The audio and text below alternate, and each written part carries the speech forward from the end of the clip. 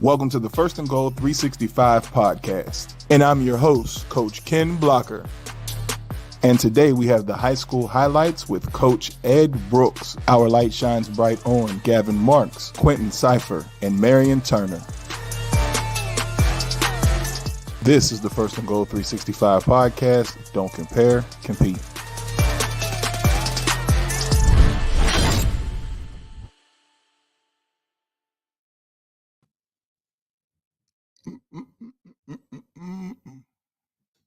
What's up? It's your man, Coach Block.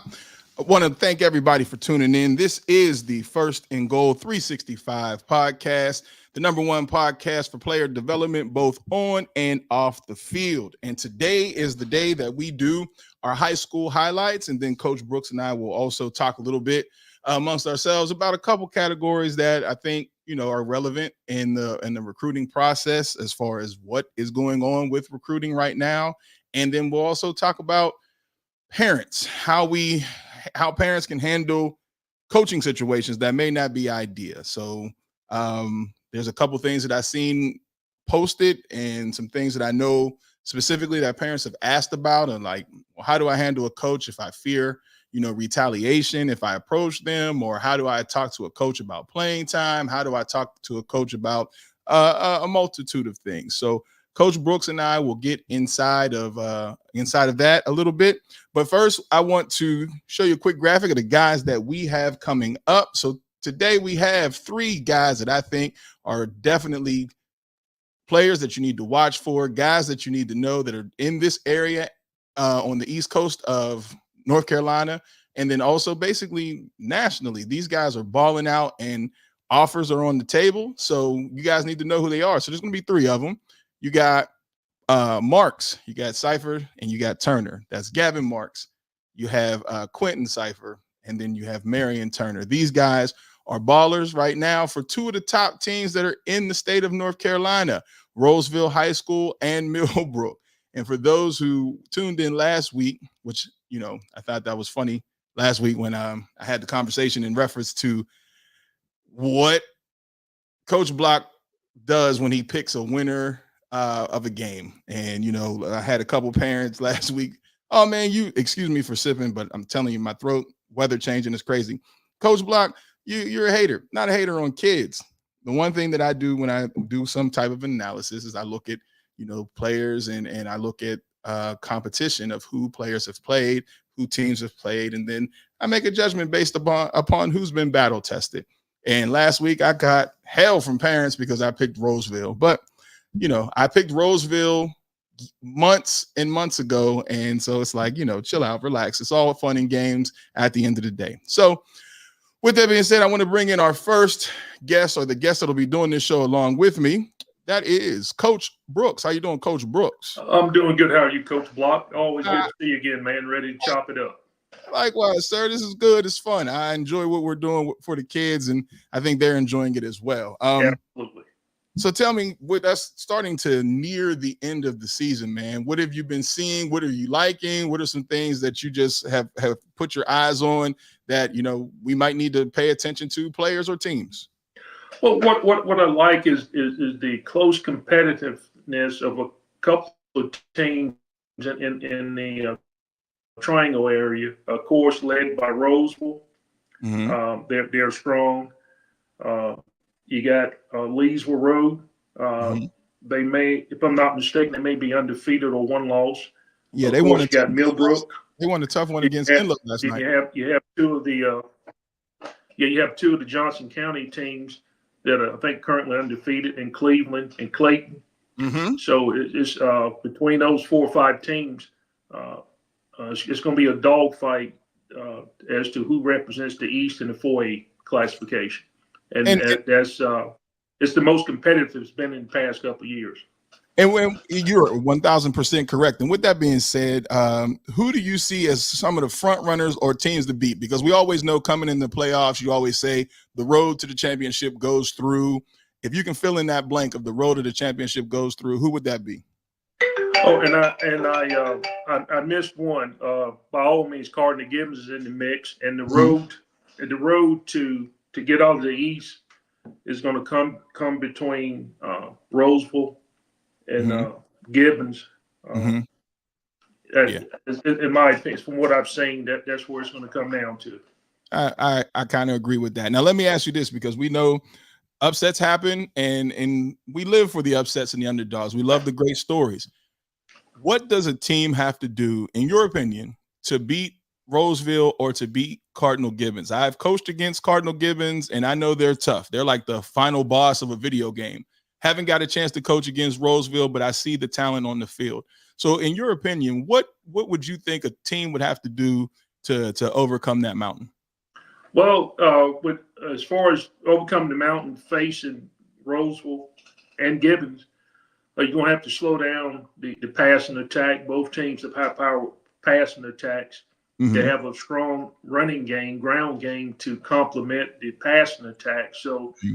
you're going to have to slow down the passing attack, limit the big runs in order to have a chance to beat either one of them.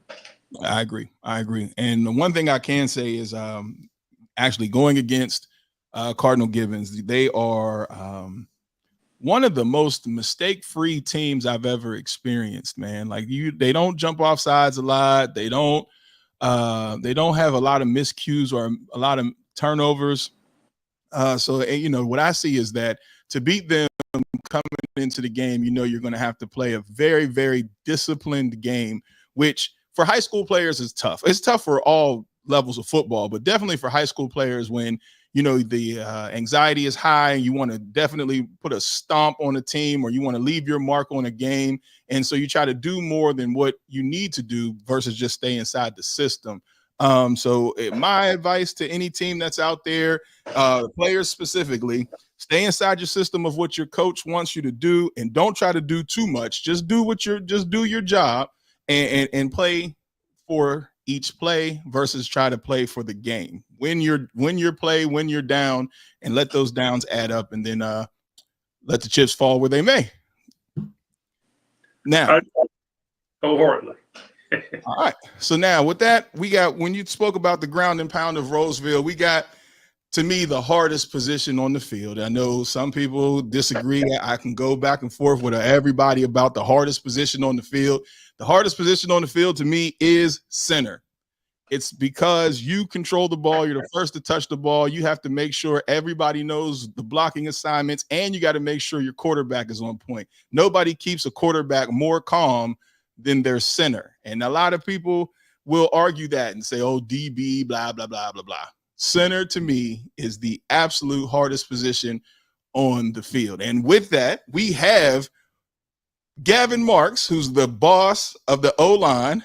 How are you doing, sir, for Rolesville High School? Coach Block. Thanks for having me on the show. Hey, man, no problem at all. Quick question, man. How is this feeling? How is this ride feeling to you right now? I mean, you guys are one of the top teams in the state. How does that feel? It's nothing new to us. We've done it the past 4 years. I've been at Rolesville. Mm-hmm. So it's just business for us. Okay. Talk about your preparation, man. So, the one thing about being a winner that a lot of people don't know is it's hard to be one. You have to be able to do a lot of the tedious things that people overlook on a consistent basis. You have to do those every single day, every single way that you can. You have to make sure all I's are dotted or T's are crossed. How did you prepare yourself for this season and to be at this point of this season? It took a lot of hard work. I mean, during the off season, a lot of kids want to take off, go play the game, go hang out with their friends, but you just got to stay consistent with working out, being on the field, with lifting weights. You just got to be consistent with everything. Right. And so you spoke to something about the sacrifice, man. And I used to spaz on players when they told me that they were about to take a vacation over the summertime when we had camp. Talk about the sacrifices you make as a player to be able to be on your game. Like, speak to some specific things that that you would like to do that you can't do because you're a part of a team that is a winning program. I mean, I've sacrificed a lot of time, a lot of my parents' time, teammates' time. We've all been together. A lot of times you want to go summer, hot day, you want to go to the beach, you want to go to the pool. No, you got to go to work. I think that's a common misunderstanding for a lot of people that winning is easy. So talk to me, because you guys did you guys have a tough schedule, and early you guys took a loss. Tell me about how that felt when you know that the expectation of Rolesville is that, hey, man, we don't lose. That's not what we do. Tell me the positives that you guys took out of taking a loss, and how you, as one of the leaders of the team, helped rally the team to get back on track. I mean, that was definitely a tough loss. We came in there expecting to win, and it was a real heartbreaker. But I think as a team, it was like a wake-up call for us. It kind of motivated us more to push each other harder in practice, compete more, and we work on the little things even more, focus on those. And that really has been what's driven us to start blowing people out in these past couple weeks. Good. Now you're a lineman, and a lineman on college levels, on NFL levels, everywhere, linemen are their own breed of people. They're their own fraternity. So what do you guys do to stay gelled to make sure that you protect your quarterback and open up the holes for your running backs? I mean, this lineman group we've had this year is the closest we've been all 4 of my years. We hang out together. We do everything together. We go out to eat. We go to the pool, go swimming. And so us all being able to hang out together and have that good chemistry, it means a lot on the field and off the field, especially on the field, because we all trust each other to do our part. Yes, sir. Yes, sir. Let's talk a little bit about school. Tell me your GPA and one of the subjects that you find to be your strongest subject. I have a 4.0 GPA. Ooh, and I'd congratulations. say my Congratulations. strongest subject is probably like a science or math. Okay. Is there anything specifically to that science or math that you want to major in college? Well, I want to major in business in college. Okay, definitely. I'm sorry, Coach. I'm hogging the mic, man. I was locked and loaded today, man. I had my questions ready. I'm sorry. Go ahead, Coach. Oh, no problem. No problem. How's it going, Gavin? Doing good. How about you? I'm doing good, man. You know, I mentioned to your dad that you are one of my top 2 high school centers in the state, have been for the past couple of years, and I've watched you from your freshman up to now. And you're a testament, as Coach Block said, to hard work and determination, because you pretty much are training off season year round after the football season. And that's what it takes to reach the level that you have obtained. And you have a lot to be proud for, because center, everybody can't play center. No. But when you get a good center, the schools zoom in on you. So congratulations to your hard work. As far as schools, which school was you leaning towards as far as a commitment? Well, thank you, Coach Brooks, for the kind comments. Right now, I'd say my top schools, Mercer, Gardner-Webb, North Carolina Central, Richmond. Those are some schools that pop out. I plan on making a commitment post soon, though. Okay. Oh yeah. We had that's been a discussion. So that you would do well at any of those schools, whatever you choose to make your commitment to. They'll be getting a great center. Yes, sir. I agree. Now with a 4.0 GPA, can you talk about like your schedule? Because you got to find a way to still study, because you don't get a 4.0 by not doing your school work. So what does your schedule look like? And talk to the youth kids out there, the little Rams out there that are watching you every game and saying, I want to be like Gavin. Tell them about what your schedule looks like and how you maintain that GPA. Well, first off, you got to go to school, do your work, make sure you do your work. That's a big part of it. If you show up to class and just do the little things right in class, teacher's already on your side. Right. And then you go to practice, you got to work hard. After practice, make sure you do your homework. That's a big one. Yeah. If you don't do your homework, grades are going to start slipping. Just got to stay locked in all times. Yes, sir. Now, before we get you out of here, man, tell us real quick, what is the ideal school that you're looking for? Like, what are some of the qualities of the ideal school that you're looking for? I mean, I'm looking for a winning football program and a program that's tight-knit, like a brotherhood. Those are the 2 most important things for me. I want to go win, and I want to be close with my brothers. Okay, good. And then before you leave, tell us your favorite play that when it's called in the huddle, you run to that line ready to snap the ball. What's your favorite play? I'm a hard-nosed lineman. I like inside zone. Inside zone. Okay. That's what's up. That's what's up. And you got two great backs to block for, so they make your job a little bit easier. They make it so easy. That's what's up, man. So tell us real quick how we can find you. Hold on one second. Let me get your graphic up here because I do have your Instagram, but make sure people know how to find you with Twitter and all that other stuff, man. My Instagram is Gavin Marks 76 and my Twitter is _Gavin Marks. Cool, man. So continue to have a great season. Continue to great work both on the field and off the field. Coach and I will be watching. If there's anything that we can do, please let us know, and we'll be talking to you soon, man. All right. Thank you so Take much. care, Gavin. All right, man. Thank Gavin, you for have a your great time. day. Peace. It's a great young man right there, Yeah, man. yes, Great he is. student, Yeah. great student athlete. And he's been doing it consistently for some time, man. And Ever since that's impressive to have a academic record to match his athletic. He's got a 4.0, so he can go anywhere. yeah, you can pick your poison with that one. Absolutely, absolutely. One of the things, parents, when you have that 4.0, you control a lot more about recruiting than what you may think. Absolutely. And you don't necessarily have to take it. I'll put it to you like this: have your dream school and see if you fit academically, because if you do fit academically, there's nothing wrong with you applying to that school, seeing what you Right. qualify for academically, because you can get academic money, and Absolutely. then walking on to your dream school and playing. You don't have to Right. specifically wait for the scholarship to come in or anything like that, because you meet the requirements. So parents of students who have grades, please understand the sky is the limit. There's multiple ways to achieve your dream, but none of it can happen without the GPA. And Bottom line is your GPA. yep, when you have that GPA, You can punch your own ticket. balls in your court. That's right. So last week we had the Rolesville and Millbrook game, and so there's a guy on Millbrook that is making waves, and he's only a sophomore, correct, Coach? That's correct. So he's making waves. He has offers, and he's anchoring the middle of the defense. This is my man Q. What's going on, Q? How you doing? Quinton Cypher, how are you? I'm good. Having a good day. Was just at the gym. How are you? That's what's up. That's what's up. I love to hear at the gym. So that not being lazy on the weekend, right? You just had a game last night, and you're at the gym today. Yes, sir. Just woke up in the morning. Had a cryotherapy. It was actually my first time.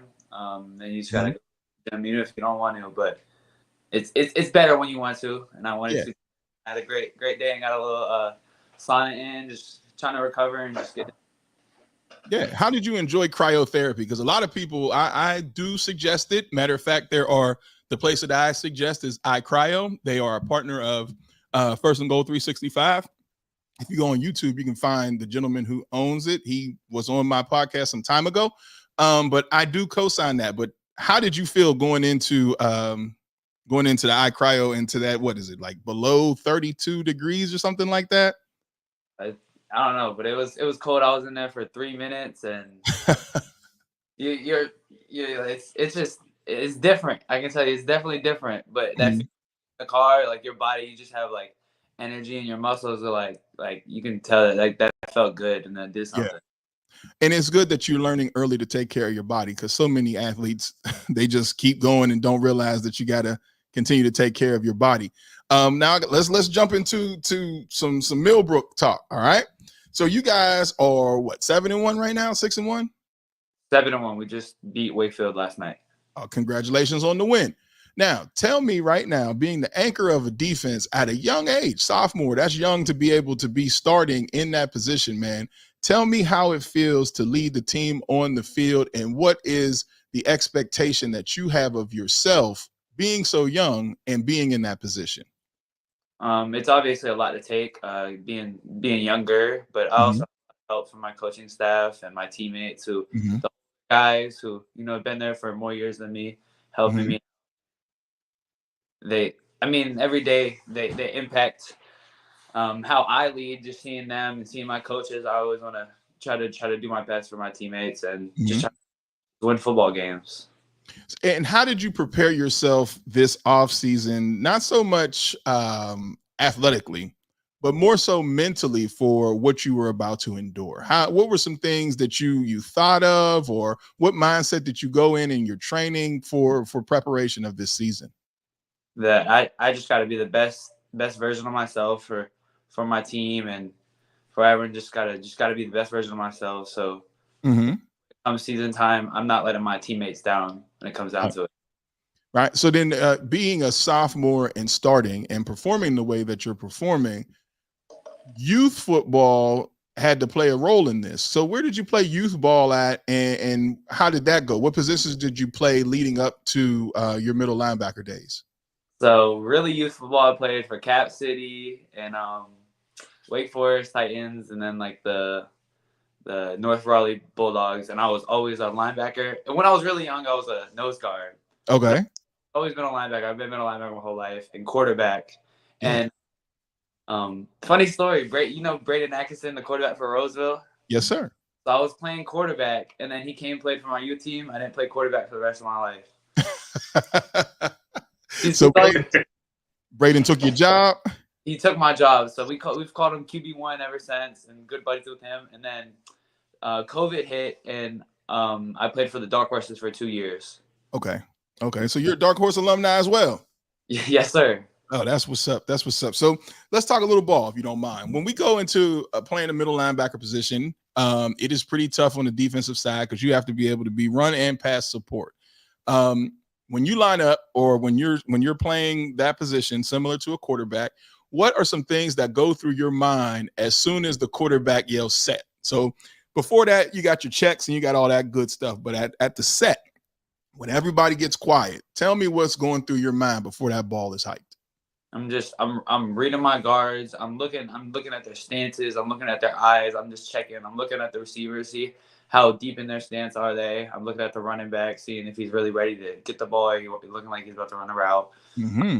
Checking the quarterback, seeing what he's looking. If he's calling audibles, like for receivers at the high school level, it's most likely going to be a pass. Put in enough effort to call a pass audible and then run the ball. So I'm checking that, and I'm just trying to get ready. And if it's a run, I'm getting ready to hit someone. So you said something that is that piqued my interest as a young guy. I'm paying attention to their stance. What about their stance are you paying attention to, and what type of tips can you get from a stance? I'm interested because you're a young linebacker, and I know you keep saying, Coach, I'm not young. Yeah, you're a young linebacker. You're a young linebacker, and so to have that eye to detail is amazing. What is it that you see in a stance that can tell you a tip for a play? If when I read the guards and he's kind of leaned back on his inner foot, he's pulling. If he has a little bit of less weight in his hand, he's probably going to be pass setting, vertical set. And you can also read tackles too. Sometimes the tackles on certain teams don't even put their hands in the dirt when it's a pass play. They don't even try to hide it. Right. They'll just straight up put their hands on their knees and get ready to kick step. Okay. And you can look at their eyes. If they're down blocking, they'll put their eyes on the nose tackle, and you're just gonna look at. And then you as soon as you see that, you look at the other guard, and you're like, he's back in his stance, ready to pull. So it's a pull coming to me. So the amazing part about that, for those who may not understand football lingo, the IQ that he just showed was amazing, because that's what you want your linebackers to pay attention to. All this is processed within about the matter of less than 5 to 10 seconds before. So once the play is called, everybody breaks the huddle. This processing happens within a couple seconds. And if you don't mind, to go along with this conversation, I always ask what your GPA is. So what's your GPA? A 4.3. A 4.3. So ladies and gentlemen, understand, processing and being a smart athlete all comes with grades. You rarely are going to meet an athlete on the field who can process as quickly as we were just discussing here, and then also have terrible grades, unless he's a lazy student. So as a coach, I can tell a lazy student, and then I can tell a student who, he may struggle with certain classes. And it's not easy to be in that linebacker position, or most of the positions on the field, and not be able to process within seconds. So let me ask you this: what is something that you find difficult? Because you're growing into your position. By the time you're a senior, you're going to be a dog. So what are some things that you see right now that it's like, once I polish this up, I'm gonna be nonstop. Nobody will be able to stop me? Just sometimes getting in my head, and on pass and run plays, sometimes just overthink it a little bit, and try to I don't want to say do too much, but if I see someone pulling, I might do a little something extra when I should just blow them up and make a play. Sometimes I just do a little out of the ordinary and put myself out of position and mess up my teammates.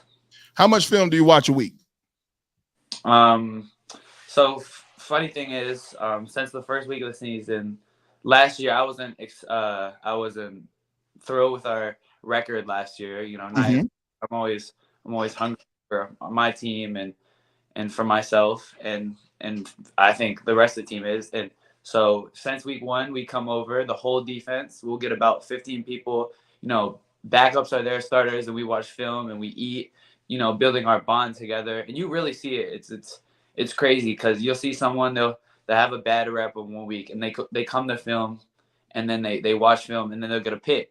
And like, it's because you saw that on film, and you took your instincts and you used them, and you applied it because you up and you put in the work and you put in the hours, and we're really building a bond.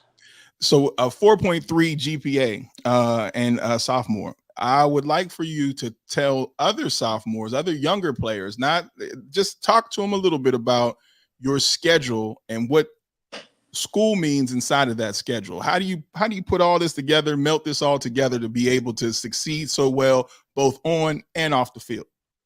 So my schedule in season is I go to school, just in school, just trying to make sure I'm not on my phone, just, you know, just taking all because there's always going to be schools, especially nowadays, aren't going to be the toughest. And you're always going to have extra time. You're always going to have that one class where you're not doing nothing, and it's kind of like a period. So you just make sure the stuff, like if you're struggling in a class, you do that work in that class and you make that up.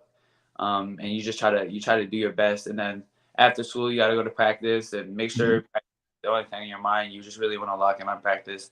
And be in school, you want to lock in on school and be the best version of yourself in school and do your best in practice. And then once you get out of practice, I usually don't do schoolwork from my practice to another workout.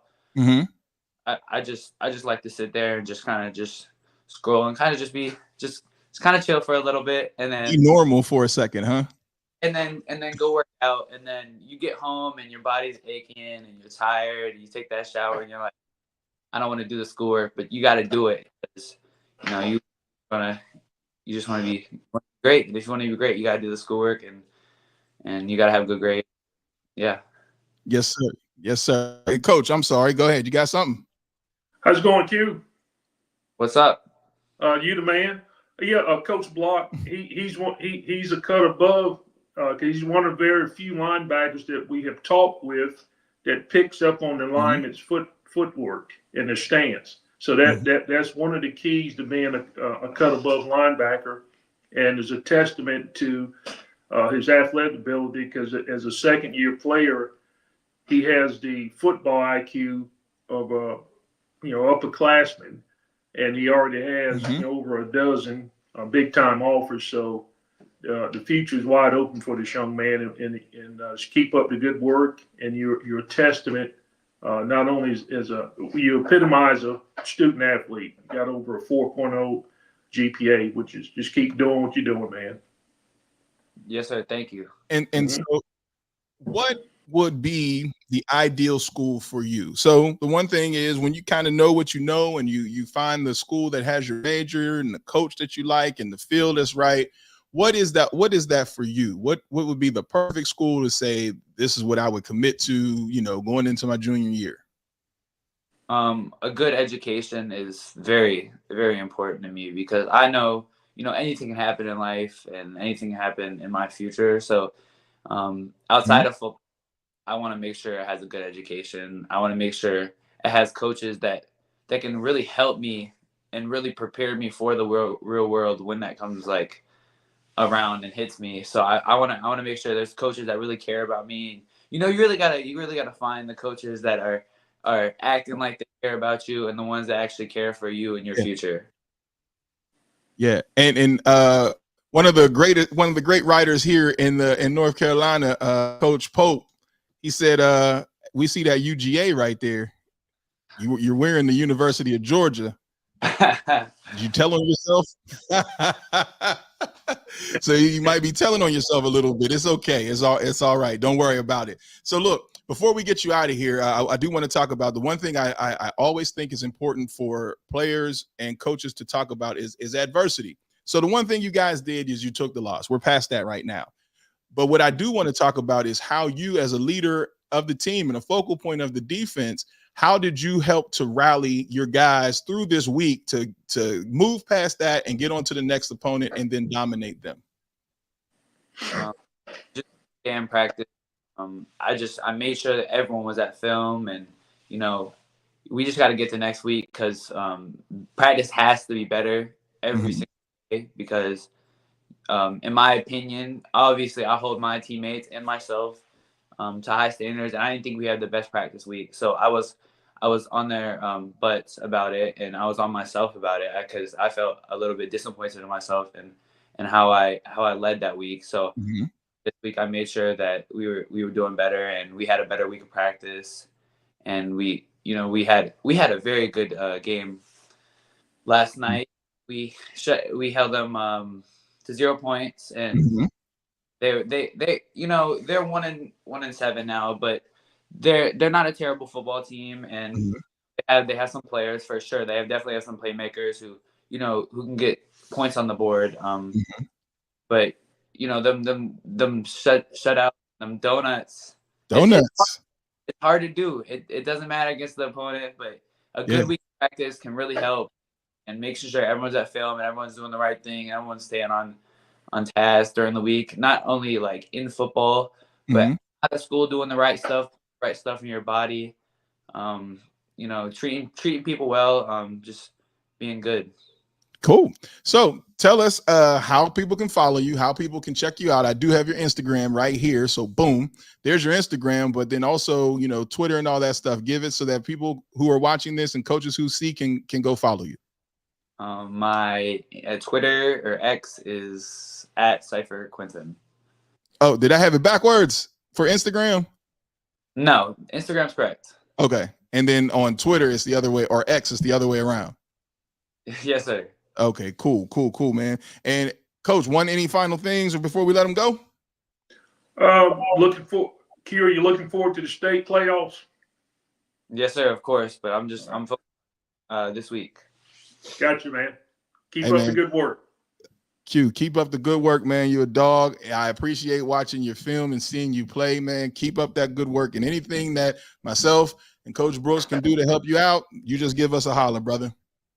All right. All right. Take care, Q. You too. For this young man to be able to talk to us and have keys, you know how hard it is to teach a linebacker to see those cues, even when they're a senior. Like that. That's what I'm saying. He's already above that, and yeah, like I said, as a second-year player, and he's already focused on those keys. By the time he becomes a senior, he'll be a beast. He's gonna be a dog. And so we got one more highlight that we want to do.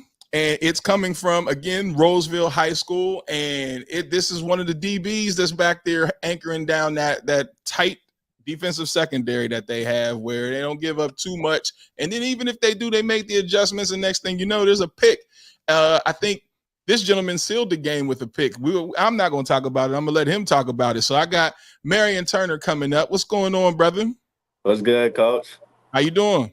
Good. How about you? Hey, man, I can't complain. I can't call it. What's going on in Rolesville land for you, brother? It's great out there. Great culture out there for Rolesville. Yeah. So tell me now, Rolesville is a school that has a lot of personalities and a lot of stars are over there. How do you yourself find your way to fit in and make sure that you guys keep it about team and not, each individual ego?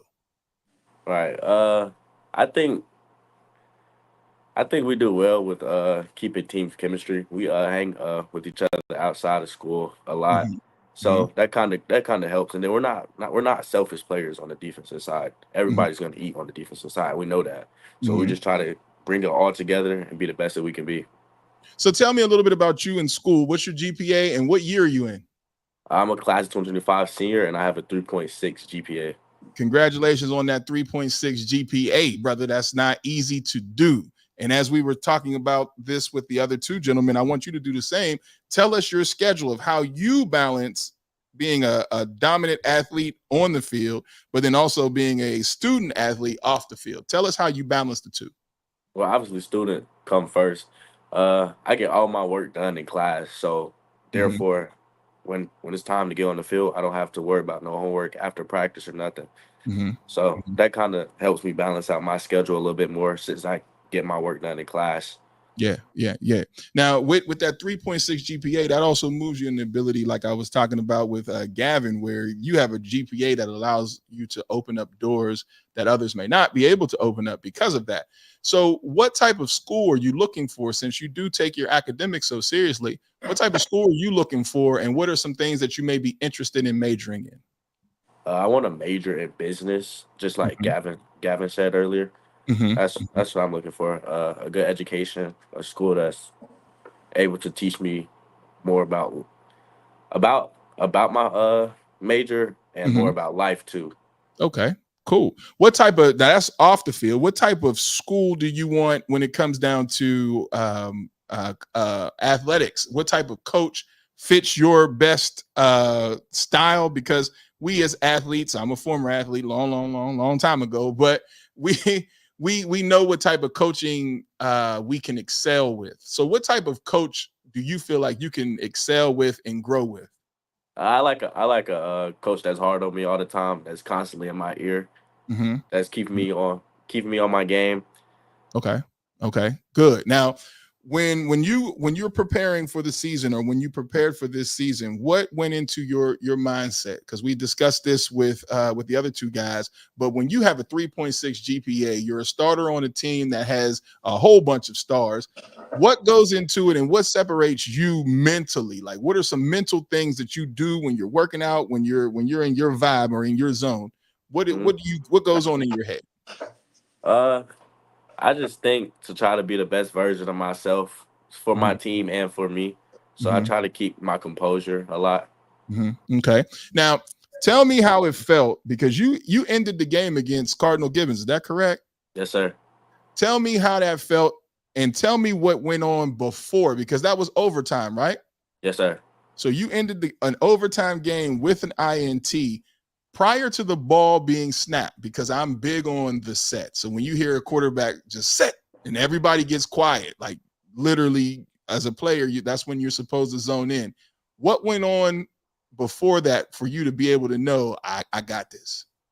The receivers were a little antsy. Like, you could tell, if I watch a lot of film, so like I kind of pick up on receivers' habits and stuff. And I saw they was trying to spread us out the whole game, and they were spread that game. So I'm like, oh, they're about to pass the ball right here. And the receivers were moving their hands and stuff. And I was like, oh yeah, this about to come my way. And then I saw Gannon scramble out, and I saw him throw the ball, and I was like, yeah, that's mine. So I went to go get that. So I love the fact that, once again, we have another player with a high IQ that noticed the details. Is all about the details. He noticed that the players were antsy at the line, and you can tell that as a coach on film when a player is about to block or pass, especially receivers, when they're about to block or go out for the pass, because their stance usually changes. They get a little bit more. They get a little bit more tense. So when you go into your film preparation for the week, what do you look at on the whole? Because some people don't know how to watch film, and clearly you do. So what are some things you look at on film? I look at the quarterback. I look at his habits on the times that he does throw the ball and the times that he does hand it off, and I look at the running back stance. Okay. The times that he's about to get the ball, and then the times he doesn't get the ball, and also with the receivers. The receivers kind of get in a more lazy stance when it's a pass. I mean, when they have to block. So I look at that stuff too. You got a great comment from a former Cardinal Gibbons dad, Ziegler, who now Ziegler plays for Central. He said, Turner is a game changer. He's a winner. His mental toughness is something that can't be measured. His offseason training isn't for the faint of heart either. That's a big compliment, because His son is D1 right now and playing as a freshman. So it's a huge compliment. Tell us about how you train and what are some things that you think you do better than others? Uh, I train hard. I really do. Mhm. I'm in the weight room almost every day. Mhm. I get a lot of cardio in on Sundays coming off the weekend, so I'm prepared to go into practice, and I'm not just out of shape sitting on the Yeah. weekend food and stuff. Mhm. Uh, what separates me? I'd say my IQ separates me. Okay. Okay. I'm I'm pretty smart player. Yeah. Yeah. So now with going into this season, you guys are all on top of the mountain, you know what I mean? One of the teams to be knocked off. Hmm. How do you help your team assure themselves their spot at the top of this mountain and tell people that they got to come through the Ville to be able to go to this championship? Facts. Honestly, I just I try to keep the defense like settled in, not to get too worked up and stuff about all Okay. the rankings and stuff. We don't really pay attention to all that stuff. Good. Honestly, going into some games, they had us as underdogs, Hmm. so we kind of like the underdog chip on our shoulder. It kind of helps us play better Hmm. when people doubt us. So Hmm. that's one of the biggest things. And my last question, and I'm gonna let Coach go. What is one thing about, and it could be funny. What's one thing about Coach Rack that don't nobody know? Coach Rack, I love that guy, man. He's like a father figure to us. Like Mhm. outside of football, he talks to us about our mental Mhm. health and stuff, and that's really great from a coach to get to know your players Yeah, outside of football. yeah. That picture that they posted with him sleep, man. Did y'all feel some type of way about that? Yes, sir. It, it was a little funny. Yeah, yeah. That's what's up. Oh, go ahead, Coach. I'm sorry. Go ahead. How's it going, Marion? Good. How about you, Coach Brooks? I'm doing good, man. I've been watching your film, and this is an honor and privilege to be able to talk with you this afternoon. And it not like I said, you're another example of a great student athlete, not only on the field but in the classroom, which will help you in the long run as far as when you decide your collegiate choice a couple of years down the road. Well, soon. That's a testament to the hard work on and off the field. And you have the privilege of playing for one of the top programs in the state, and you're a member of one of the top defensive secondaries in the state. And you're not only you play smart, you bring physicality to the defensive back position. You're a hard hitter, show good speed and lateral quickness, which will help you at the next level. So just keep up the good work. You're doing a great job. Yes, sir. Thank you. And before I let you go, give the young Rams, the guys that are watching, the guys that play for Cap City and the guys that play for Dark Horses, et cetera, give them some advice that they need to know, because you guys, I'm not saying you make winning look easy, but you make winning look easy. It looks like in a way that this is just, we show up at Rolesville, we win. Give those young guys some advice that they need to know coming into their freshman year if they decide to go to Rolesville, that this ain't no cakewalk. Give them some advice. Uh, I think the first question you got to ask yourself is, do you really love football and do you really want to do this?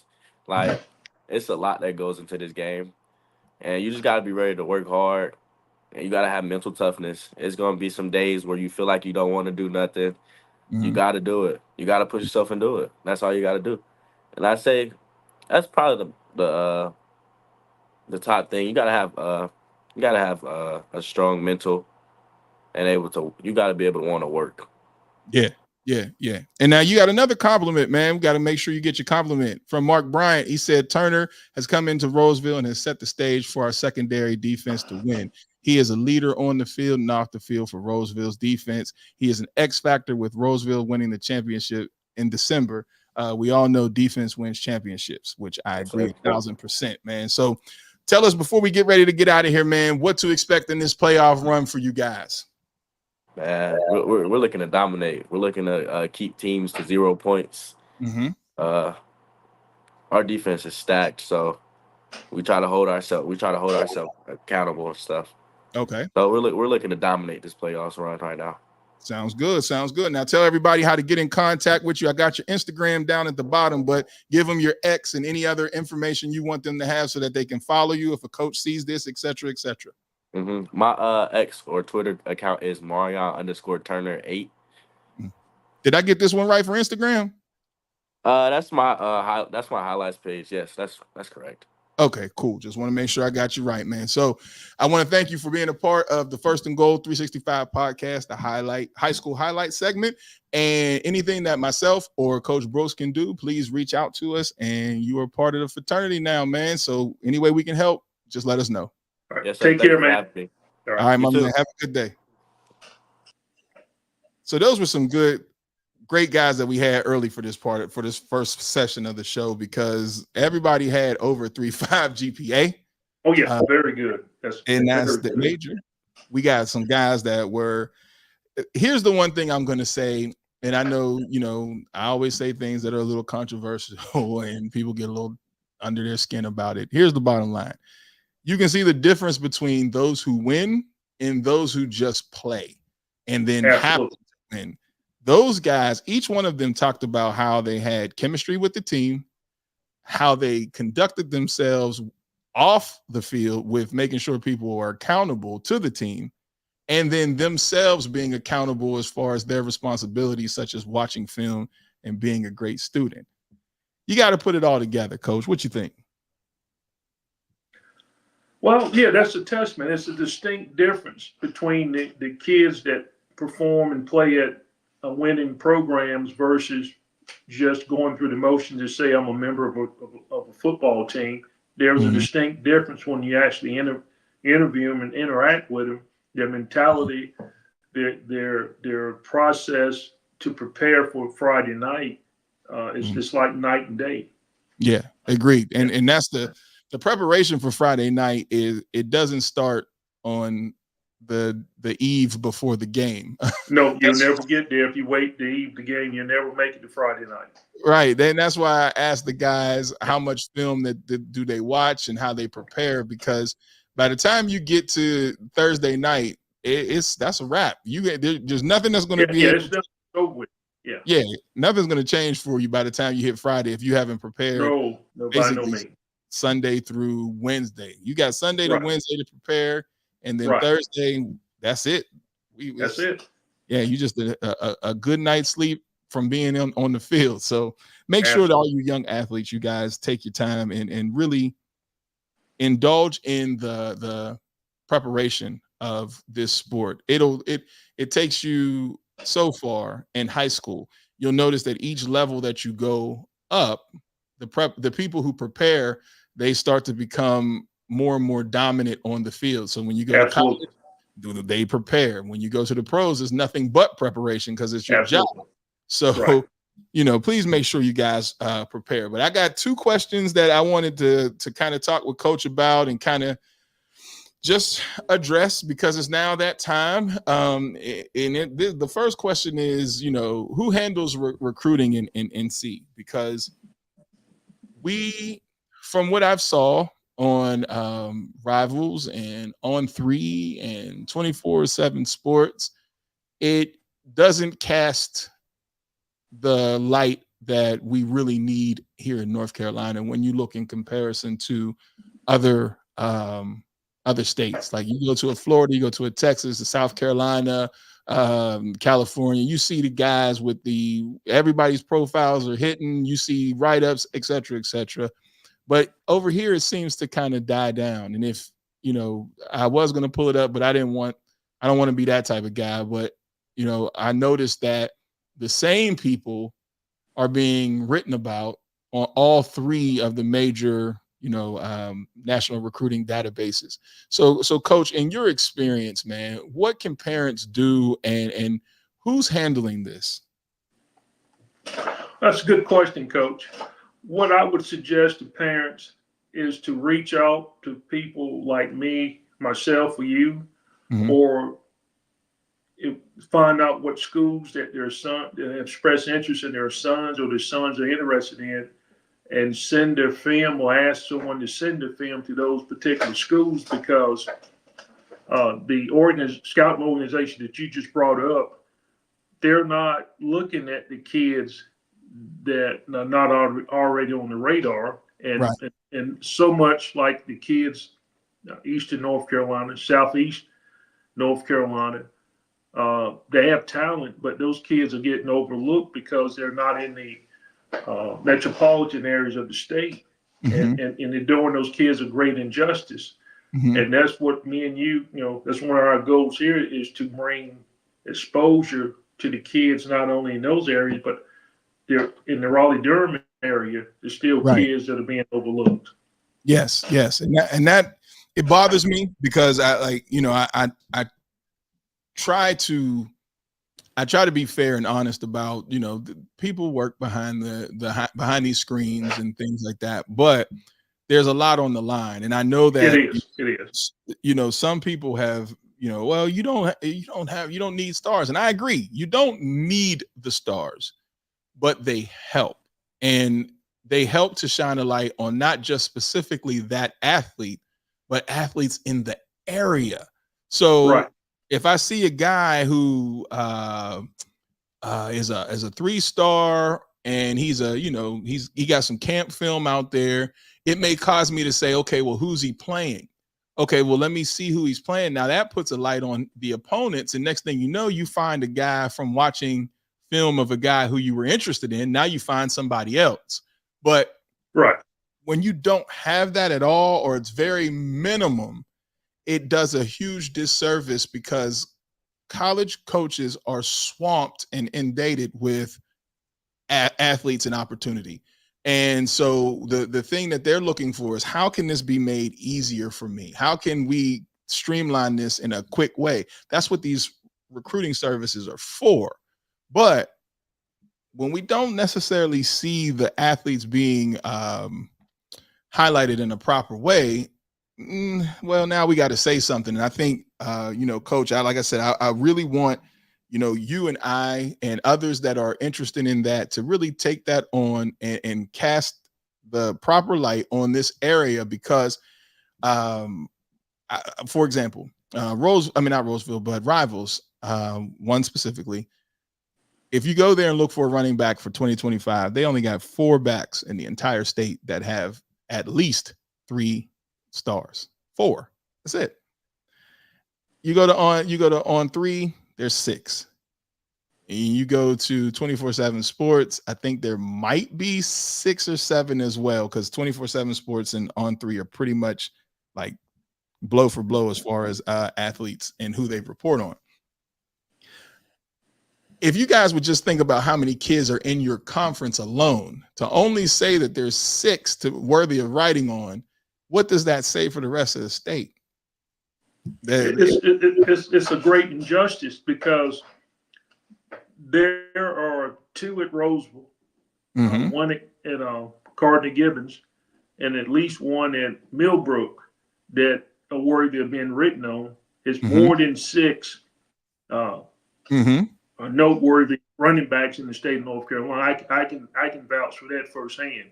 Right. And so many of these guys are getting overlooked, and it's a great injustice, because I have firsthand experience of sending kids film to those couple of those organizations to get them ranked in cricket. Right. And I no longer send it because they don't respond. And that's been an ongoing thing, and these kids have been being done a great injustice. Yes, sir. And I want parents, I don't want you to get discouraged.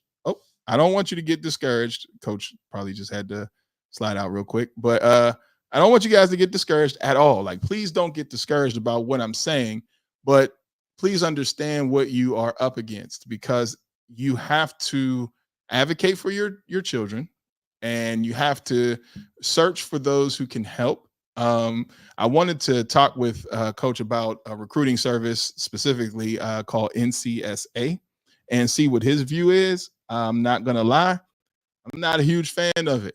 And the reason why I'm not a huge fan of it is because it costs a lot of money to have it. and you can do the work of NCSA on your own.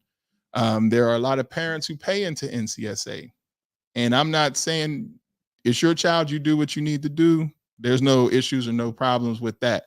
But just know that when you're paying for that, it's basically like a recruiting Facebook. There's not too much that goes into that where they are going to advocate for your student athlete.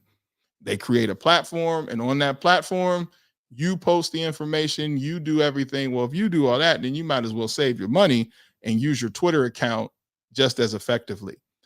Also, another tool that you have to assist you with your recruiting, and then what I'll do is I'll go through this stuff in detail for you guys and put it out so you can see it, especially for parents. On Twitter, on Huddle, your students have a Huddle account. Every student pretty much should have a Huddle account. Inside of your Huddle account is a recruiting area. And in that recruiting area, if it's green, like meaning you have all your profile information updated and loaded, if it's green, college coaches can look at your film straight from Huddle, and your student athlete can send film directly from Huddle. Huddle has its own database now. And if you don't know about the back end of Huddle, it really gives the parents the ability now to kind of control their own recruiting, because you can also see who your coach has sent film to or who you've sent film to as well, to kind of keep track. The only thing about that is, think about how many kids are playing football. There's over 1.5 million students playing football on Friday night across the United States of America. So think about how many people are sending film. Even if it's just 10%, that's a lot. So you have to make sure you keep contact with the person who is the specific recruiter at the school to at least note or send them a note, send them an email saying, I've sent my film to you. That's where your Twitter account becomes so important. So hold on, I'm gonna get Coach back in here with me. 1 second. There we go. So what I was explaining, Coach, was how important using your Huddle is now, because on the back end of Huddle, they have a database for coaches. And with this database for coach, every single school from D3 to NAIA to D2, anybody who is playing football out there, I don't think it has JUCOs, but it has everybody else from NAIA and up. The database is there and you can use it. But you have to make sure all your information in the profile is updated and legit. And then also you have to assure that your coach has to make sure that it's clear. So your coach will click off that you are recruitable, and it gives you a green little circle next to your name. That green circle then allows you to be able to network yourself out there. Because I was speaking to database or services such as NCSA, that I don't necessarily believe in NCSA for parents to pay such a large amount of money for their social media front. Now, are you familiar with NCSA? I agree wholeheartedly, because parents are basically paying for something they can send for free. You don't have to pay somebody to send your son's film to any school in the United States of America. Before Correct. I would pay for a service like that, I'd contact somebody like me or you or someone they know in their region, or send the film themselves. But yes, you shouldn't take advantage of people to pay a considerable fund for something that they can do themselves. That's just correct. my take on it. Correct. And that's where, like I was explaining, the NCSA is just basically a interface. They are not specifically delivering your film to anyone. They're just there as a hub. And you already have these hubs with Instagram, Facebook, and Twitter X. You have these hubs already. You just have to get the right people to look at your film. So to say that the people are going to NCSA or coaches are going to NCSA, some may use it, but are enough using it to where you should pay that large amount of money monthly? I don't necessarily think so. you can learn how to do that. And I, like I said, myself and coach will definitely teach you specifically how to handle this without having to pay that large amount of money for a database that does not send out your film, but more so just collects it and then hopes that somebody comes in and they come in and go ahead and look at it. So that was one question I had, and I wanted to discuss. Now, the other one that I have and I want to talk about is it's a touchy subject. And the reason why I say it's a touchy subject is because I have been on both sides of this. And this question is simple: how to address your coach. So for parents, when you're frustrated, when you're upset, when things aren't going the right way, you know, how do you address a coach especially when a coach doesn't seem to be very approachable? What are ways that you can you communicate to a coach your express your needs to a coach to be heard?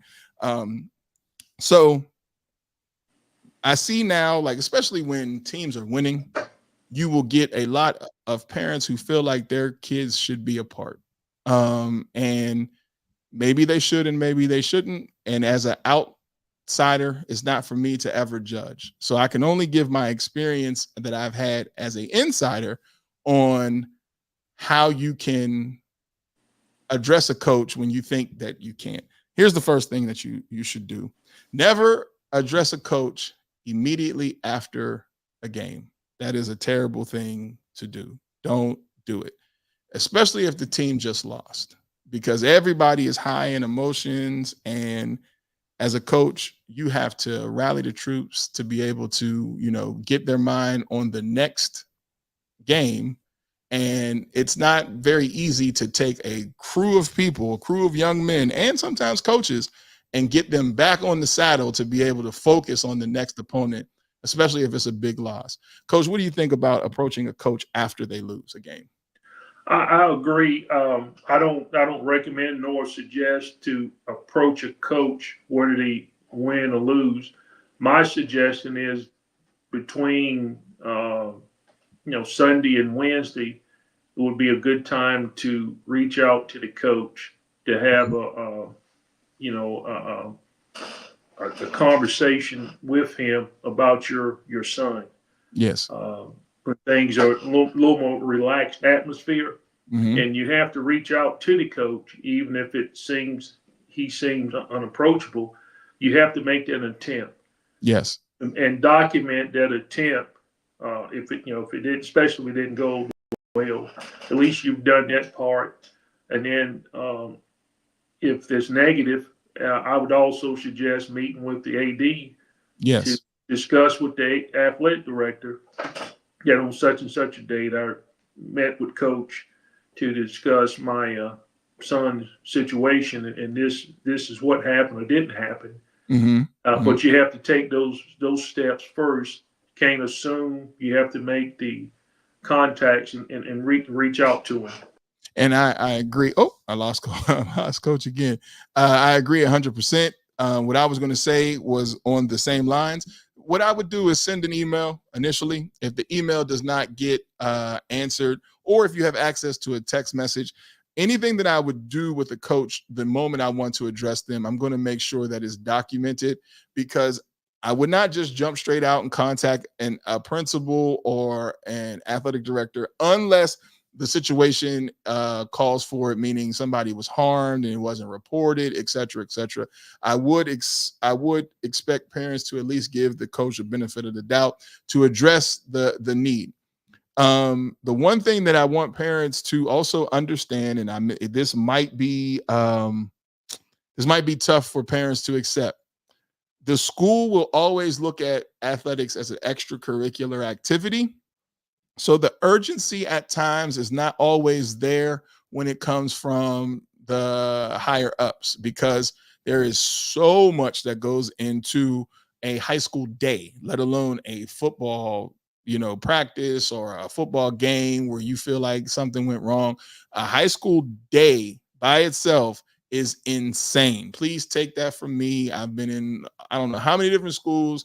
I'm telling you, what admin and principals have to deal with. Not saying that what your concern is not important, but there is a pecking order. There is a hierarchy of what needs to be addressed when it comes down to, students and, safety and et cetera. To get in that, it would be crazy. So there is a little bit of a grace period that you have to give when you're talking about having this type of conversation. If you notice nothing is going forward with your coach, then I would now start to add in the athletic director. And the reason why I would add in the athletic director is because you are going to need another set of ears to hear what's going on. Because, as a parent, I'm not saying that it's you versus the school, but as we all know, it's better to have somebody in there, possibly as a moderator or possibly as somebody who can just give it an outside set of eyes so that you can be heard and then also you can hear on the other side. One of the biggest things that I will say when addressing a coach about your player is also make sure that your player is on point. The running joke that I've always had is, and anybody who's ever coached or played with me knows, I am undefeated against parents. Because if your child isn't playing or if your child is not a part, I promise you there's a valid reason.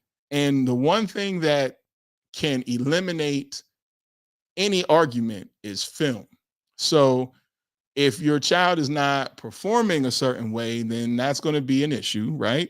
But then also during the week of practice and during the preparation, like you just heard the young gentleman from two of the top schools in the state and how they prepare. If that's not happening, then the likelihood of your son playing could be slim. What are the expectations of the team? And you need to have that. You need to have that before the season starts. And then if you notice some things going on during the season, there's nothing wrong with having or calling a meeting somewhere mid-season if you don't think things are going the way you envision. But the biggest part of understanding that things are not necessarily going your way is the coach is going to have an opinion too.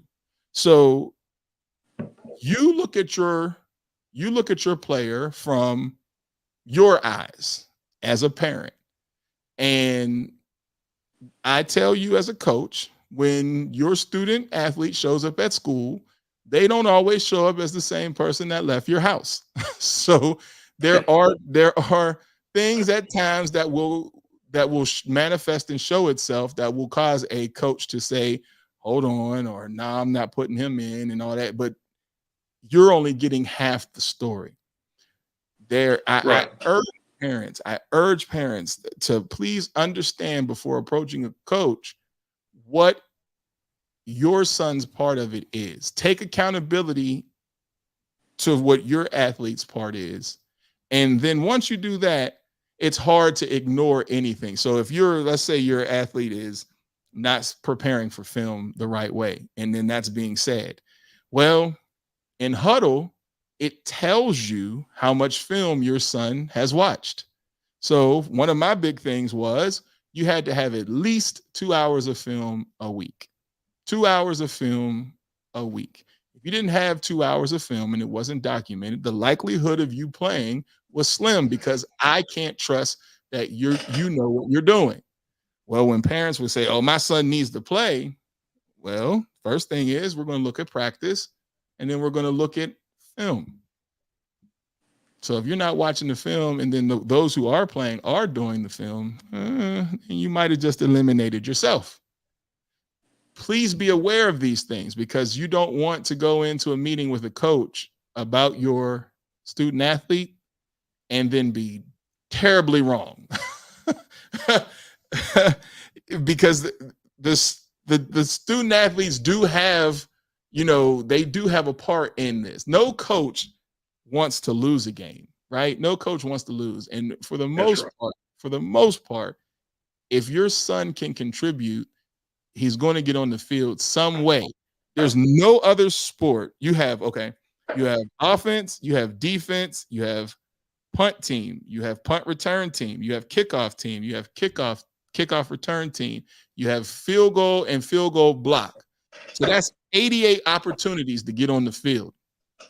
If your son's not fitting into one of these opportunities, then before we go directly to the coach, find out what's going on with your son. Just before I just urge that. And then once you have that understanding and you say, nah, I need to talk to him, then talk to him. I'll give you an example. I have been called everything but my name by players' parents, and it's okay. Here's where it gets a little sticky. A player will go home and say, I think coach isn't giving me the proper opportunity. The opportunity is not game day. I'll say this again for those who don't want to understand. The opportunity is not game day.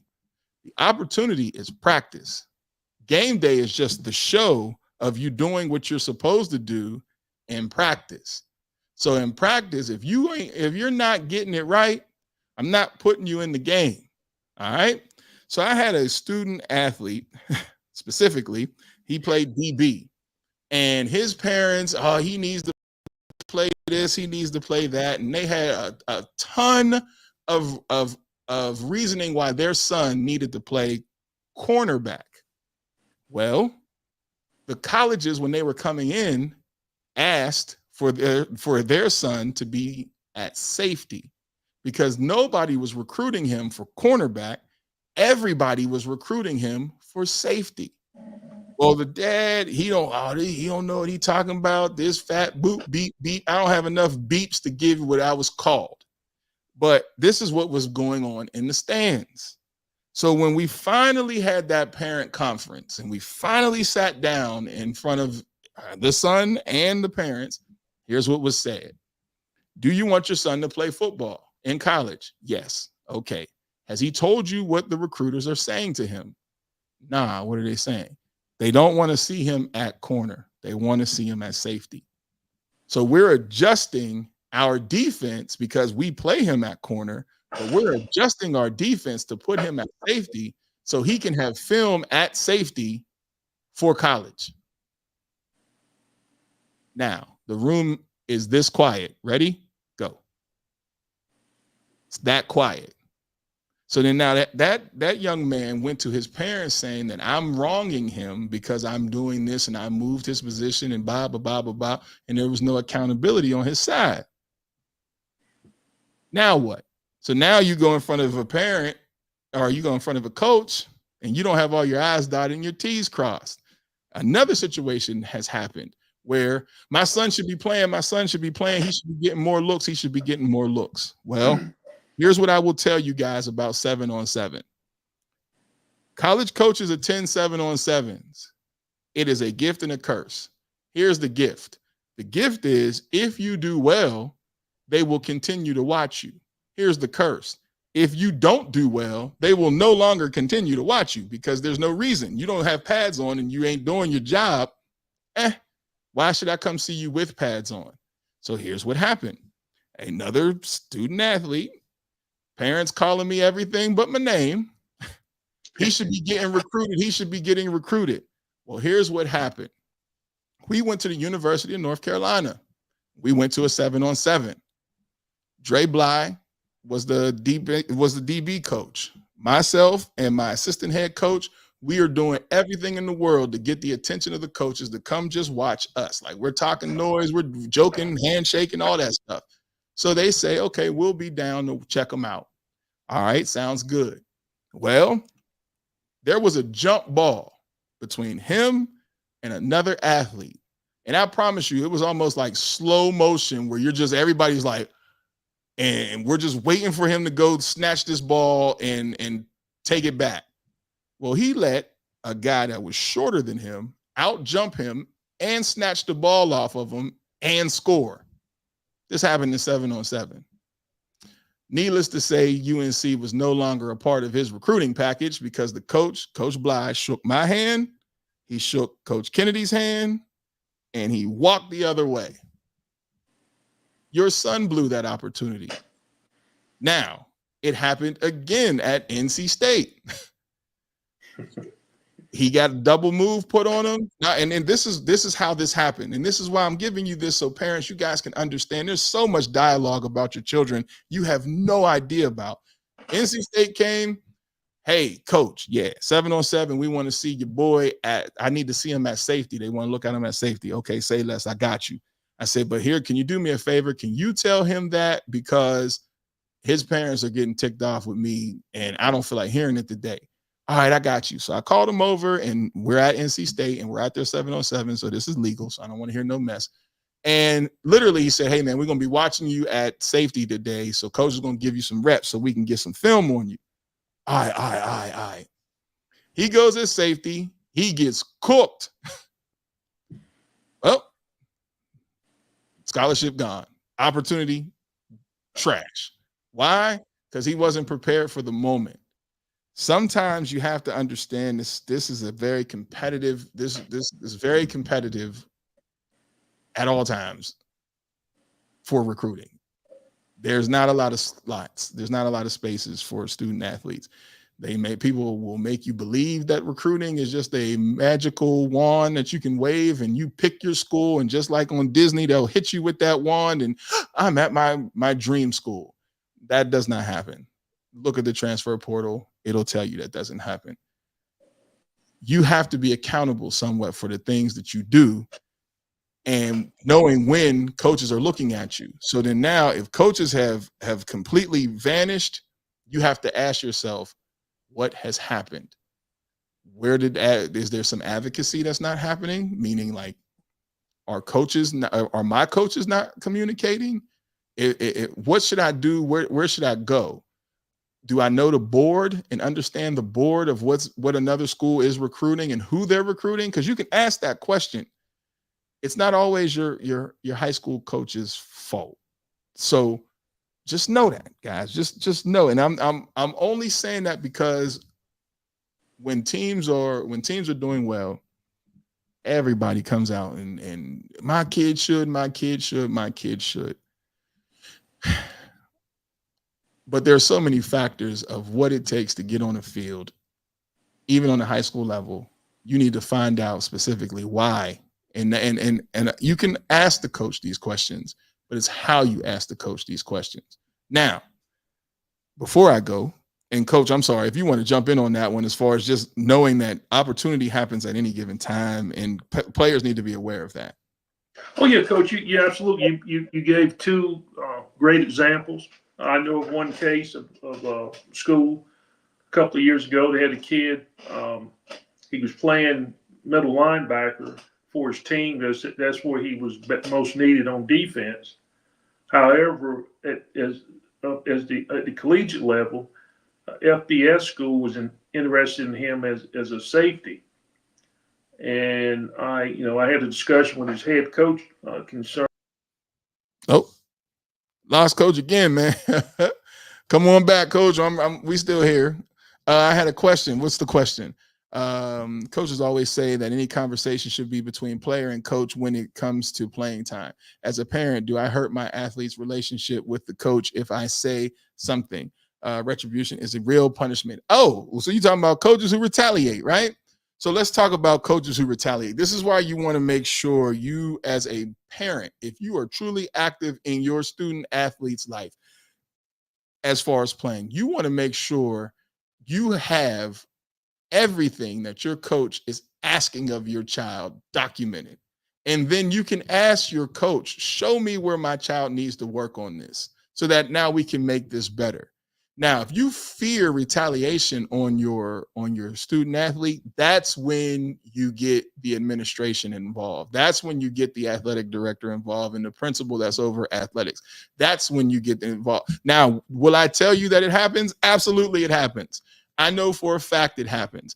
Coaches have some of the most fragile egos ever. So to be approached and how to be approached is a woo. It can hurt a student. What we call it is burying. You'll bury a kid and that kid won't play. Some coaches take this stuff so personally that yes, this does happen. So if you feel like your child is buried, how do you get out of that situation? One, make sure your child is checking all the boxes and meeting the expectations. Two, film. If practice isn't film, find a way to get practice film so that you can watch film with your student athlete so that when time comes and it's time to get in front of a coach, show me on film my son not doing what he's supposed to do. Matter of fact, show me if my son is getting the adequate opportunity to be able to even showcase his talent. If you don't see those things, then yes, now you have an argument. But the only thing that kills a coach is film. Got to be able to show it. Because if not, it's just his word, and then, hey, oh, well, this is what we plan on doing. And you get caught in the muddy, murky world of what it's like to coaches that talk out the side of their face. Film kills. Hold on, here goes Coach. He's back. Hold on. And there you go. What's up, Coach? Yes, sir. We're back again. Go ahead with your story. Oh, as I was saying, you brought up two good points. It's crucial that these players understand that the position that you may be playing in high school, not necessarily may be the position that you're being recruited for at the next level. Mm-hmm. And I had a kid a couple of years ago. He played middle linebacker for his high school. That was where he was most needed on defense. Mm-hmm. He was being recruited by FBS school for safety. So I had a discussion with his head coach about getting him some snaps at safety. He didn't have to play the whole game at safety, but had to work it out where he could have some film, reputable film at mm-hmm. safety. And his coach didn't do that. Mm-hmm. So he missed out on an opportunity on the FBS offer mm-hmm. because of not getting any film at the position that he was being recruited to play at the mm-hmm. next level. Mm-hmm. So you got to be flexible. You have to be flexible, and parents don't. Here's something that what Coach is saying about film, and this is something that just triggered my mindset. If you are a parent who is highly involved in your student athlete, film is key. Film, there's no argument to film, right? And let's say you are a parent who feels like my son isn't getting access to film the way he should be. Volunteer in the booster club to be the film person, the film coordinator. A lot of high school teams don't have it. And if you are the film coordinator, then you have the ability to control the film and how it gets broken down. They give you a huddle account. The next thing to do is ask if your school has a recruiting coordinator. If they don't, you can be an outside entity and help your student athletes by creating spreadsheets and making sure huddle accounts are situated and done. You can do that. You can volunteer your services to do that. That eliminates some of the, my son doesn't have film, or we don't have, well, parents are going to have to take initiative. And if your coach is not necessarily willing, then that's when you start to involve like the athletic director and just put that out in front, because you have argument to say, well, we're doing this because we want to create an opportunity for our student athletes. So it's okay to be a booster and say, we want to do the film for the coach. There's a lot of coaches that'll take that offer. Film is a headache. And if you can get a great film crew that can handle your cameras and all that stuff for you, it takes so much weight off of your shoulders. And then if you actually take the recruiting aspect and assist the coach in creating highlight films, or at least a spreadsheet, so that when the college coach comes, he can hand that information over, or create, a Google Doc where it got all these things help coaches and help with recruiting. So that you as parents now are more so involved in the process versus just sitting back and waiting. And then when things don't necessarily look like it's going your way, now you get pissed off. I'm not saying that, once again, that there are coaches who have ways, don't get me wrong, but there also are ways around the coach's ways. And if you need help, reach out to people like myself, reach out to people like Coach Brooks, because we can give you some strategies specifically to do so that it doesn't fall on you. And especially if you're worried about like retaliation. And one of the questions was that, Coach, in reference to how do you handle a coach that may be one that will retaliate because a parent approached? What would be your suggestion? My suggestion would be to keep your distance from that coach, because if you confront him again when you know there's no possibility of retaliation, or there has been some retaliation, that's only going to make it worse. So mm-hmm. I would say keep your distance mm-hmm. and reach out, use all the avenues to get your son's highlight film to the schools.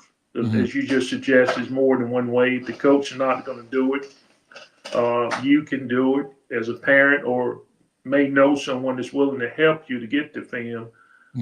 Even if, because your phone, if you have a smartphone, you can video your son's highlights on your phone and edit it and have him upload it to his Huddle account. So there's more than one way to get film.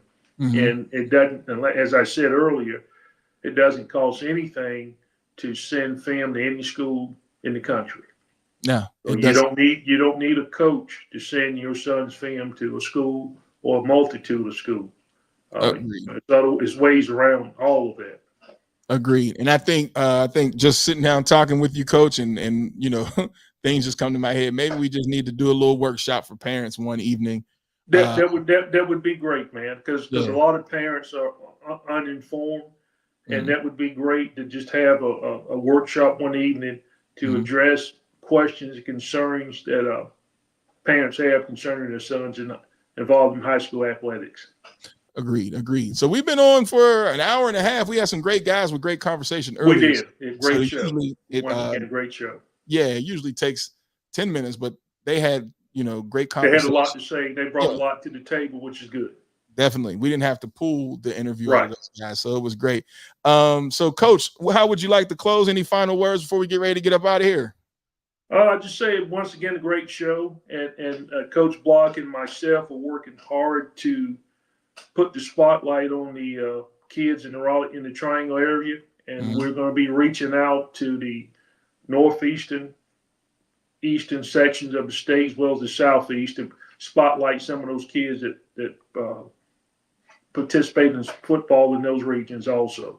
Yes, sir. And so for anybody who is interested to let you know, Coach and I, like you said, are definitely working on some things behind the scenes. So if there's any companies or anything out there that would like to sponsor, hey, we ain't gonna tell you no, because I promise you, absolutely, it's going to be a lot of work to get this done, but work that we will gladly take on. So anybody else who has film or anything that you would like us to evaluate, film that you would like us to look over, highlight tapes, any of that stuff, please don't hesitate to DM either one of us, Coach Ed Brooks, on Instagram and on Facebook. Correct, on both.